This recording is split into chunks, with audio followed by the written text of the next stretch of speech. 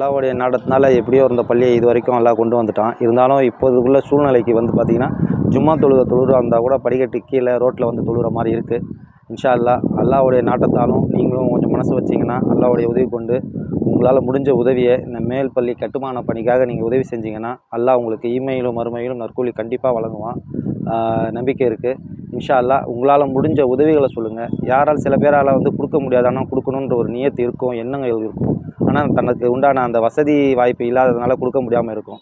தயவுசெய்து உங்களுக்கு தெரிஞ்சவங்க யாராவது வசதி வாய்ப்போடு இருந்தாங்கன்னா அவங்கக்கிட்ட சொல்லி, இந்த மாதிரி பள்ளி ஒன்று இருக்குது, இந்த மாதிரி போட்டிருக்காங்கன்னு நீங்கள் நேரில் வந்து கூட பார்த்து விசாரித்து உங்களால் முடிஞ்ச உதவிகளை அவங்க மூலியமாகவோ இல்லை நீங்களாவோ கொஞ்சம் செஞ்சிங்கன்னா நல்லாயிருக்கும். இங்கே மதரசாவும் நடக்குது, மாதம் மாதம் பெண்கள் ஜமாத்தும் நடக்குது. ரொம்ப சிரமமாக இருக்குது கொஞ்சம் சில விஷயங்கள்லாம். அதனால் அல்லாஹ்வுக்காக அல்லாஹ்வுடைய பணியை வந்து தொடர்ந்து நடத்திட்டு வர்றதுக்காக உங்களால் முடிஞ்ச உதவிகளை இன்ஷா அல்லாஹ் பண்ணுங்கள். அல்லாஹ் உங்களுக்கு இம்மையிலும் மறுமையிலும் நற்கூலி வழங்குவானாங்க. அஸ்ஸலாமு அலைக்கும் வரஹ்மத்துல்லாஹி வபரகாத்துஹு. அஷ்ஹது அன்ன முஹம்மதர் ரசூலுல்லாஹ்.